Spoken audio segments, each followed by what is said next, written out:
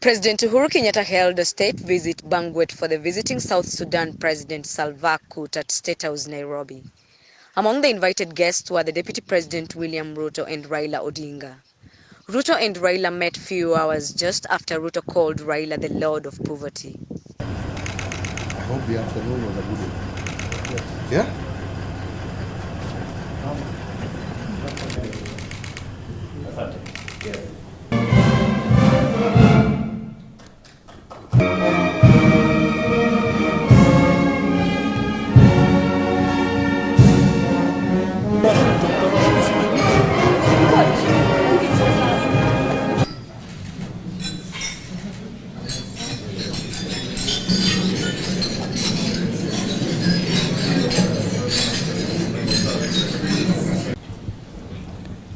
Your Excellency,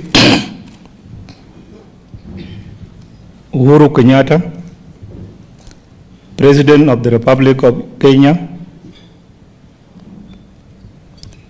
Her Excellency Margaret Kenyatta, First Lady of Kenya, Excellency Dr. William Ruto, Deputy President of Kenya, Excellency Raila Odinga, former Prime Minister of Kenya, honorable advisors, ministers of both countries, Right Honorable Speaker of Kenya Parliament, honorable members of Kenya Parliament, Your Excellencies, ambassadors and members of the diplomatic corps accredited to Kenya, representatives of international and indigenous organizations, distinguished invited guests, ladies and gentlemen, good evening to all of you. Your Excellency, President Uhuru, I want to take this opportunity to thank you once again for inviting me to pay an official state visit to the Republic of Kenya, which is my home also. I always say that it is my home.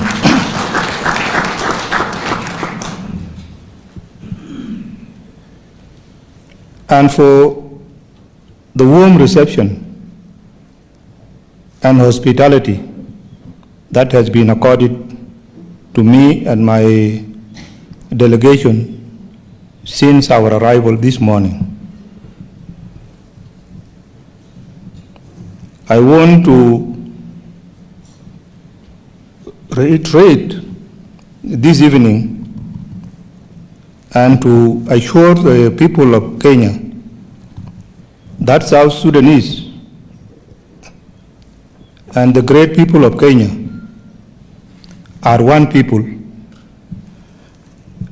and they are living in two different countries, but they are one people.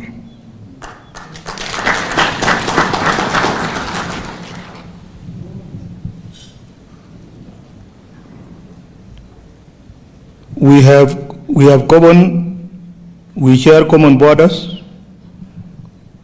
and we are good neighbors. We have one heritage and African culture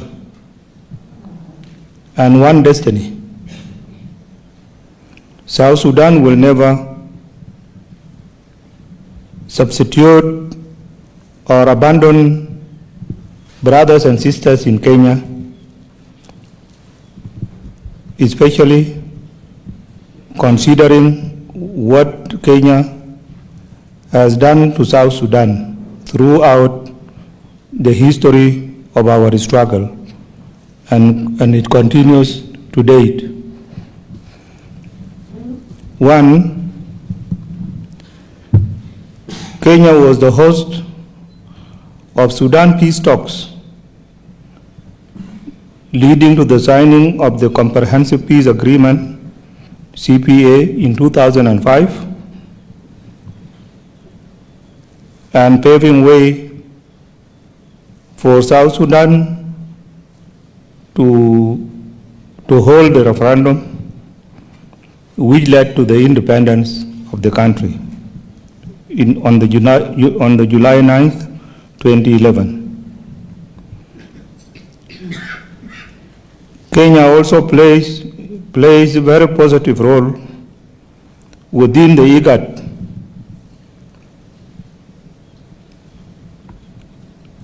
and that role which was played by Kenya is undeniable.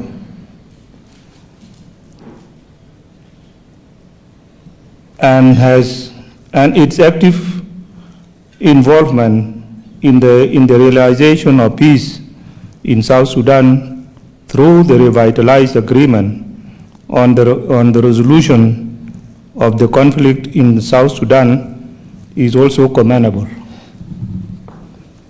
3, Kenya hosts thousands of South Sudanese refugees and students and business people operating in South Sudan are vital to South Sudan socio-economic development.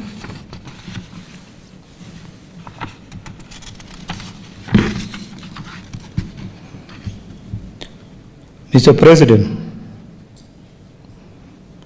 I want to thank you for hosting the inaugural session of the Kenya-South Sudan Joint Commission of Cooperation, JCC, and for the positive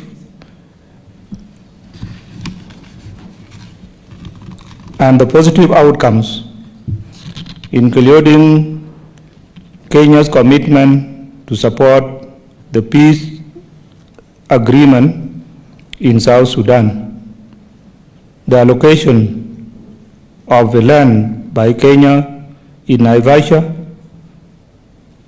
to be utilized as dry port by South Sudan, and also another land in Lamu port. South Sudan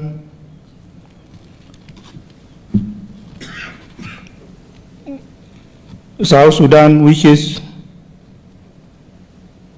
to really mention here that the issue of the visas between the two countries should be resolved as soon as possible. We have many students in this country, and sometimes they become victims because of this issue of the visa.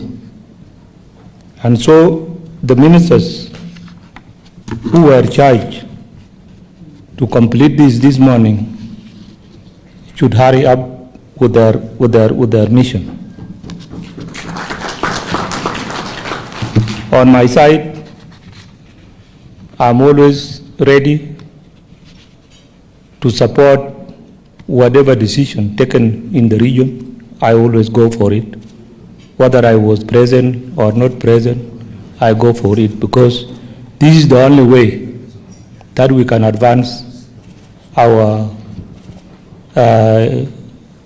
interests. Here, Your Excellency, I will not bother you with a lot of words. I want to thank you and thank the people of Kenya on your behalf for having invited me and having hosted this banquet tonight. Thank you very much. Once again, just to echo Monica, let me take this opportunity to welcome you all, and on behalf of Margaret and myself, to say that, and the government and the people of Kenya, to welcome you, Your Excellency, and indeed your delegation to the Republic of Kenya, and we feel greatly honored for you accepting our invitation to make a state visit to our country. And your presence here is further testimony of the warm relations and close bonds between our two peoples. Kenya and South Sudan are countries that do not merely share a common border. Our nations share values, heritage, communities, and common aspirations for our future. Indeed, the peoples of Kenya and South Sudan are brothers and sisters who can draw a lot from each other on matters social, cultural, economic, environmental, for which we pride linkage for centuries.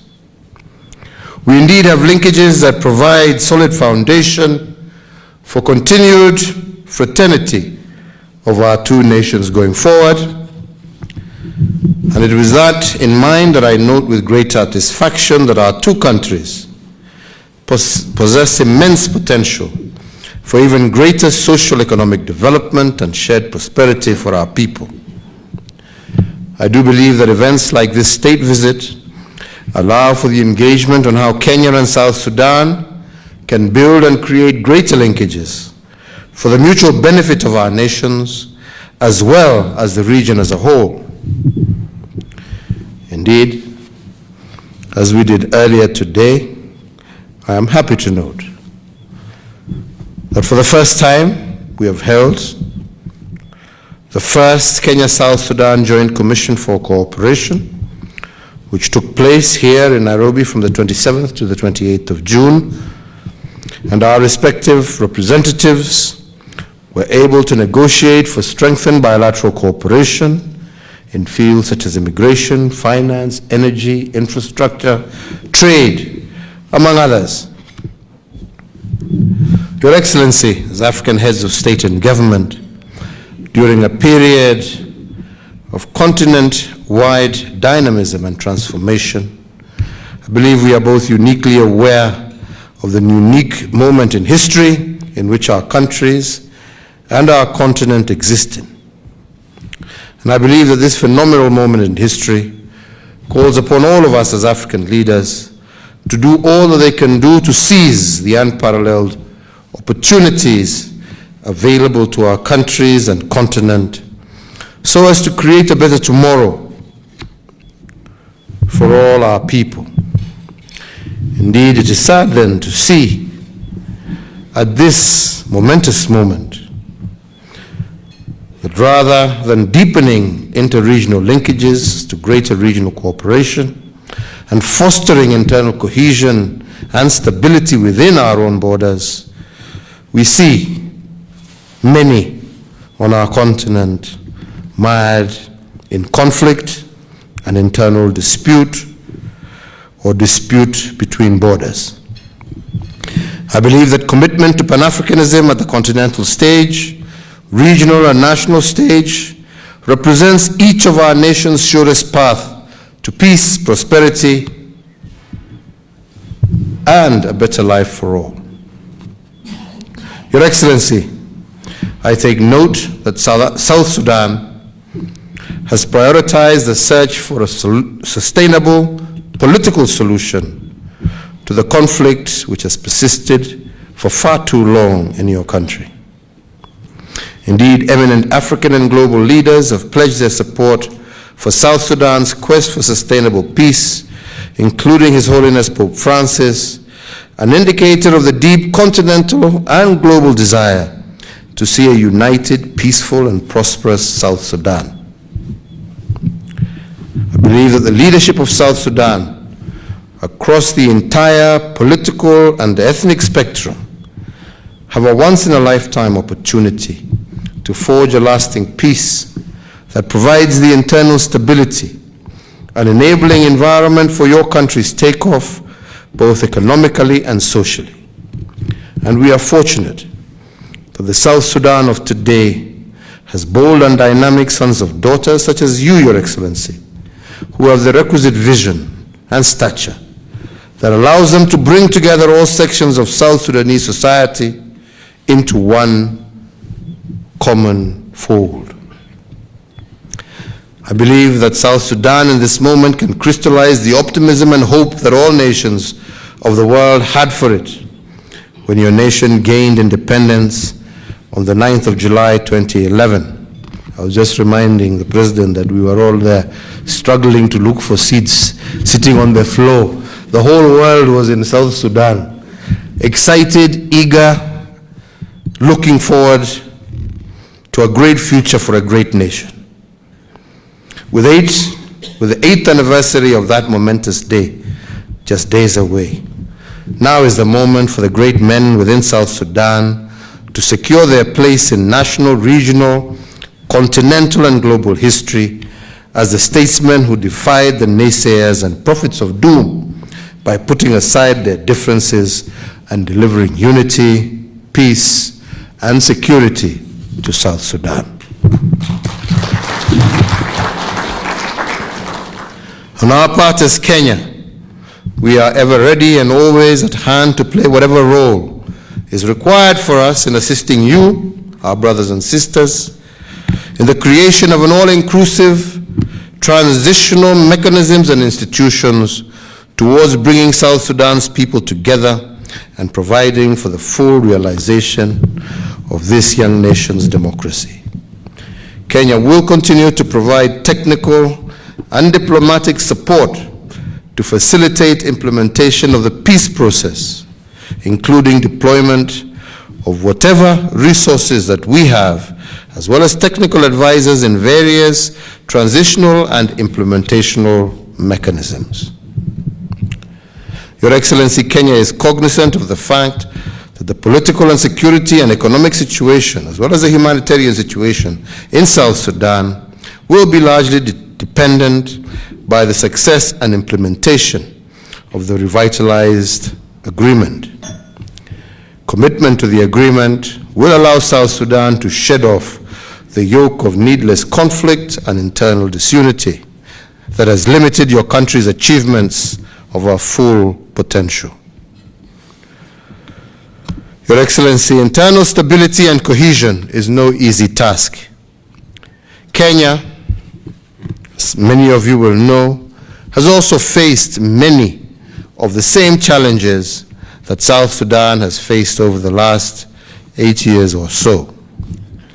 We in Kenya have been fortunate that whenever these challenges have threatened to escalate into conflict or strife, men and women have put the country above self so as to ensure that our nation remains peaceful, stable, and united, and able to secure the interests of all our people. Our nation trusts that brothers and sisters to the north of us will be similarly fortunate, and South Sudan will walk back onto the path that it had placed itself on the 9th of July 2011. Your Excellency, you are East African Community's youngest member. The community offers an opportunity for strengthening of bonds of cooperation between Kenya, South Sudan, and all the peoples of East Africa, with free trade, movement of people, capital, goods and services, as well as ever closer social and cultural linkages that can be fostered between us. I am keen to see our two countries work together in shared infrastructure development through improved road and rail networks, enhanced air connectivity, and the utilization of shared communication platforms and resources. With particular regard to road infrastructure, we note that all the projects under LAPSET are currently ongoing or are just about to start or are going to be expedited. In this regard, we continue And I wish to reaffirm my commitment to ensuring that as a region, we remain at the forefront of promoting the free movement of people, capital, goods and services as the platform for greater shared happiness and prosperity. Finally, Your Excellency, I wish to take this opportunity to invite business people and investors from South Sudan to come and invest in Kenya. And I urge them to take advantage of existing favorable trading conditions and our close social and cultural ties for the mutual benefit of both our nations. Kenya is ready to do business, and our business environment provides your enterprises a safe, secure market for expansion and growth. Ladies and gentlemen, it is a great day for me as we welcome my dear brother, and I look forward to a deepening partnership between our two nations, between our two peoples, between our two governments, for the mutual benefit and prosperity